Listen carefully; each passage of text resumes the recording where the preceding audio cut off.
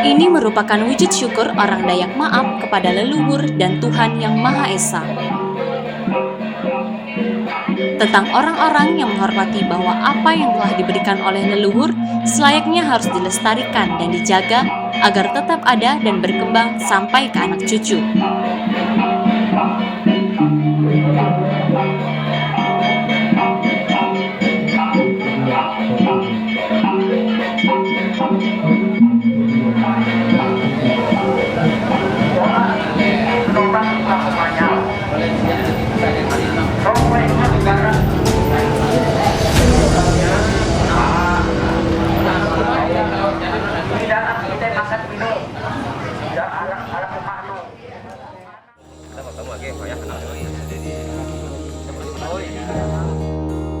Ialah Gaai Babantan yang merupakan tradisi masyarakat Dayak Maap yang mendiami Pulau Bak, Desa Sebabas, Kecamatan Nangamahap.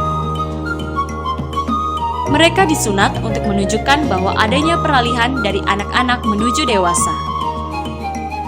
Orang tersebut akan menjalani prosesi adat di tepi sungai. Adapun prosesi adat yang dijalani bertujuan untuk meminta izin kepada Tuhan dan leluhur untuk dilaksanakannya pesta. Kayak ibu ngobaw balik udu awak tingkah laku Gawai nyunat ini berasal dari zaman nenek moyang tempo hari yang dilakukan sampai saat ini. Kemudian ada sedikit perubahan-perubahan menyesuaikan keadaan, menyesuaikan ruang lingkup kehidupan manusia pada saat ini. Lalu sedikit kami ceritakan bahwa yang namanya nyunat di tempo hari sesuai dengan zamannya terdahulu itu, mengapa orang itu harus disunat.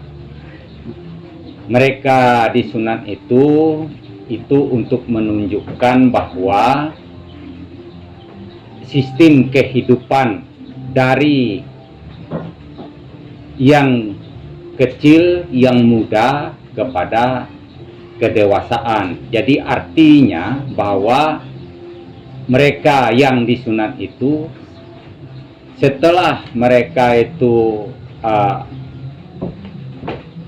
habis disunat, mereka itu sudah menginjak kedewasaan. Kalau tempo hari yang namanya sunat itu memakai alat-alat khusus tradisional, yaitu memakai sopit bahasa Maham, ya, memakai sopit dari sembilu bambu dengan ada alat lainnya seperti gabus.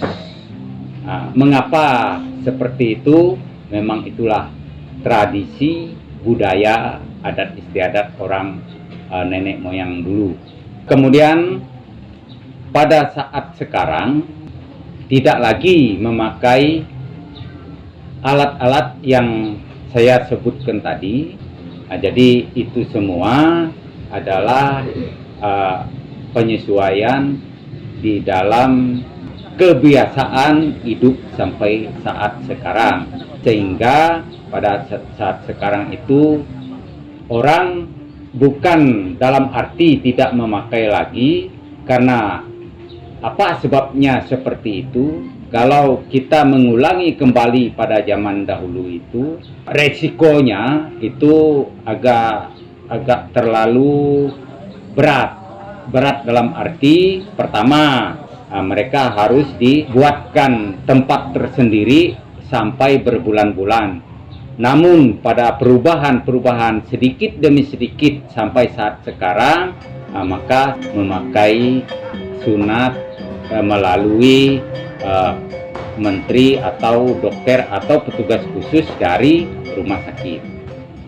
Nah, kemudian perubahan-perubahan itu sehingga ada perubahan sedikit yang tadinya mereka katakan mengapa orang itu bersunat harus dari air atau dari tempat khusus. Nah, itu perubahan itu adalah hanya penyesuaian pada saat sekarang.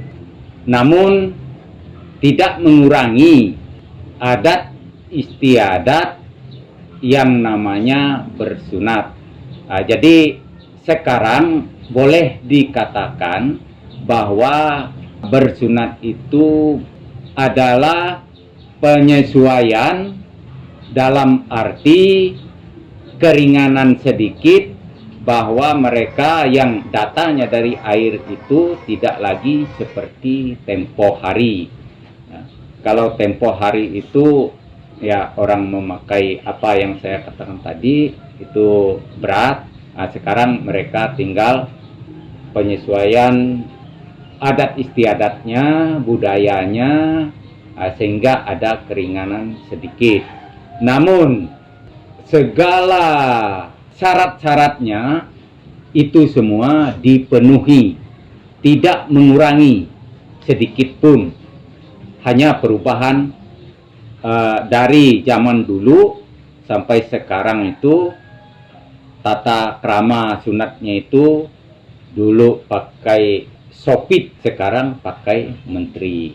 Ya, jadi perubahan yang sedemikian itu ya menyesuaikan keadaan zaman ini. Lalu hal-hal lain yang berhubungan dengan sunat dari dulu sampai sekarang itu tidak ada perubahan sedikit pun. Dari air zaman sekarang mereka syarat-syaratnya tetap ada. Pertama, ayam 1 ekor, kemudian nulang sepangkat, kemudian tali nyae sekarat, rantai, damen, tali nyae. Kemudian pakaian khusus, yaitu pertama sejenis hiasan khusus untuk ye bersunat. Salah satu diantara ada di tangan kami itu adalah seperti tumak. Ini tuh pakai. Inilah bahan salah satunya yang ada. Kemudian perade. Itulah semua persyaratan yang bersunat. Kemudian datang dari air, diiring-iringi sampai ke rumah khusus. Kalau ada rumah adat, ya sampai rumah adat. Kalau ada rumah betang panjang, di rumah betang panjang, itu diiring-iringi beramai-ramai semua orang, terutama orang-orang tuanya, kemudian orang-orang tua yang berjabat, kemudian siapa saja yang ikut meramaikan, ayo rame-rame datang dari air, terus berjalan sejauh mana tempat mereka di air itu sampai ke rumah khusus untuk diadakannya gawai tersebut. Kemudian dalam iring-iringan itu, begitu hampir nyampai ke rumah khusus untuk gawai itu, disambut oleh beramai-ramai juga. Nah, di sana itu ada istilah disuguhkan berjenis-jenis minuman, terutama adalah tuak. Itu yang sangat penting. Tuak di dalam botol dikasih cawan, kemudian disuguhkan dengan orang-orang yang beramai-ramai datang dari air tadi menuju rumah khusus untuk gawai tersebut. Begitu selesai sampai di rumah, orang beramai-ramai menari. Kemudian setelah itu diadakan berikutnya menari terakhir adalah mengoyak mulut ayam. Jadi istilahnya menari terakhir untuk acara sunatan itu Kalau bahasa Mam itulah menari encarak mulut manung sengiang olak, berarti habislah acara itu. Kemudian begitu dikoyakkan mulut ayam itu sampai berdarah, ayam itu disemburkan kemana-mana ke mereka yang menari di situ, kepada yang disunat tadi, itu sebagai pelepasan selamatan mereka ya menginjak dewasa tadi. Selesai itu masih diadakan acara terakhir yang disebut nutup gawai. Nutup gawai menutup bunyi-bunyian gamelan, kemudian menutup seluruh gawai yang ada yang dilakukan oleh kampung itu sendiri. Nah, di dalam menutup gawai itu diadakan masih ada yang namanya tuak penutup gawai. Di dalam tuak penutup gawai itu diadakan permainan-permainan. Ya, itulah yang terakhir atau penghabisan daripada gawai sunat itu sendiri.